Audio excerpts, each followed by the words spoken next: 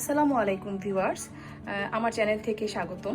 আজকে আপনাদের জন্য আমি নিয়ে এসেছি বেগুনের একটি ভিন্নধর্মী রেসিপি। এটা সম্পূর্ণই আমার নিজস্ব রেসিপি, আপনারা অবশ্যই এটা ট্রাই করবেন।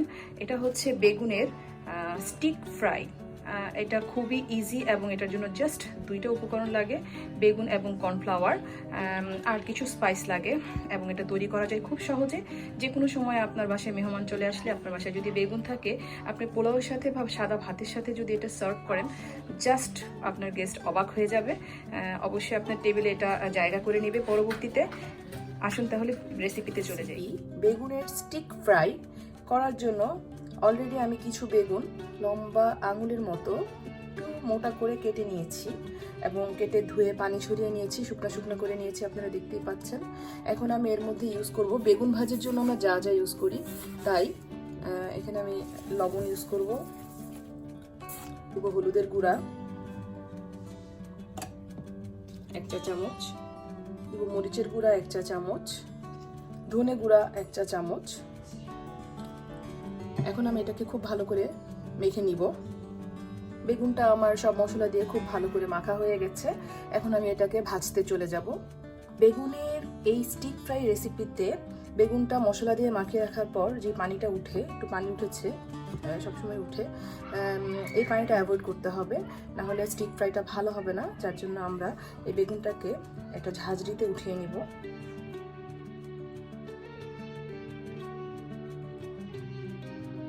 এভাবে ঝাঁঝরিতে উঠিয়ে নিলে এক্সট্রা পানিটা বের হয়ে যাবে। মনে রাখবে, মশলাটা মাখানোর 5 থেকে 10 মিনিট পর এই ঝাঁঝরিতে উঠিয়ে রাখতে হবে বেগুনটাকে। প্রায় 10-15 মিনিট ঝাঁঝরিতে বেগুনগুলো নিয়ে নেওয়ার পর পানিটা ঝরে গেছে। এখন জাস্ট আমি ভাজতে চলে যাব। তার জন্য আমি একটি প্লেটে কিছু কর্নফ্লাওয়ার নিয়ে নিয়েছি।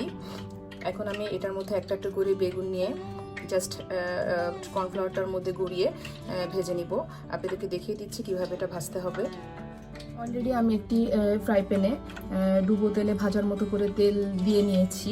এখন আমি কর্নফ্লাওয়ারের মধ্যে বেগুনগুলো নিয়ে নিব এবং বেগুনগুলোকে একটুখানি ট্যাপ করে কর্নফ্লাওয়ারের মধ্যে আমি তেলে দিয়ে দিব। তবে একটা টিপস মনে রাখবে, এই বেগুনগুলো দেওয়ার আগে কর্নফ্লাওয়ার প্লেটের মধ্যে, একটা ছড়ানো প্লেটের মধ্যে এমনভাবে নিতে হবে, খুব বেশি একবারে নেওয়া যাবে না। একবার কয়েকটা রাউন্ড ভাজার পর আবার কর্নফ্লাওয়ার নেওয়া যাবে, তাই একবারে বেশি কর্নফ্লাওয়ার নেওয়ার প্রয়োজন নেই। সো আমরা এই সবগুলোকে এভাবে কর্নফ্লাওয়ার একটু ট্যাপ করে একটু ঝাড়া দিয়ে দিয়ে তেলে দিয়ে দিব।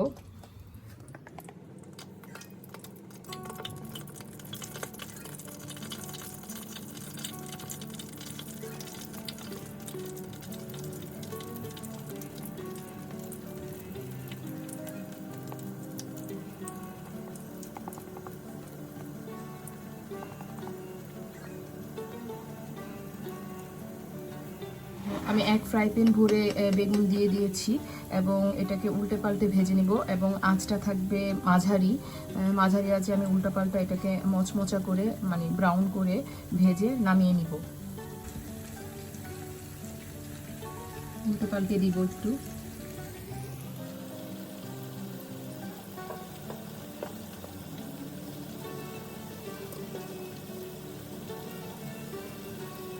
প্রায় 10-12 মিনিট ভাজার পর আপনি নিজেই টের পেয়ে যাবেন যে আপনার বেগুনগুলো ভাজা হয়ে গেছে, কারণ একটি মুচমুচে অনুভূতি।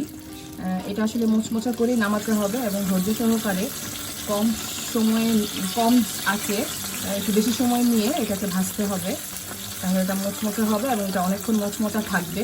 এখন আমরা এটাকে তুলে নিব তেল থেকে।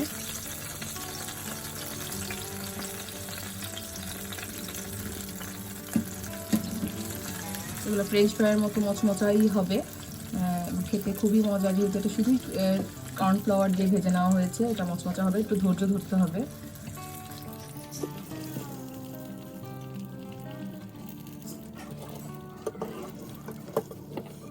তো ভিউয়ার্স, আমার বেগুনের স্টিক ফ্রাই একদম রেডি হয়ে গেছে, আপনারা দেখতে পাচ্ছেন। খুব বেশি ডেকোরেশনের প্রয়োজন নাই, এটা এতটাই মজা। আর আপনারা তো দেখলেনই যে কত কম সময়টা তৈরি হয়ে গেল। এখানে আমি একটুখানি চাট মশলা দিয়ে দিব উপর দিয়ে, তাহলে এটা অনেক বেশি মজা লাগে। আপনারা ইচ্ছা করলে একটু ধনে আর জিরা তেলে গুঁড়া করে দিতে পারেন বা চাট মশলা দিতে পারেন। এটা দিলে একটা ভালো ফ্লেভার আসে এবং খুব মজা লাগে, এই জন্য আমি এটা সবসময় ইউজ করি।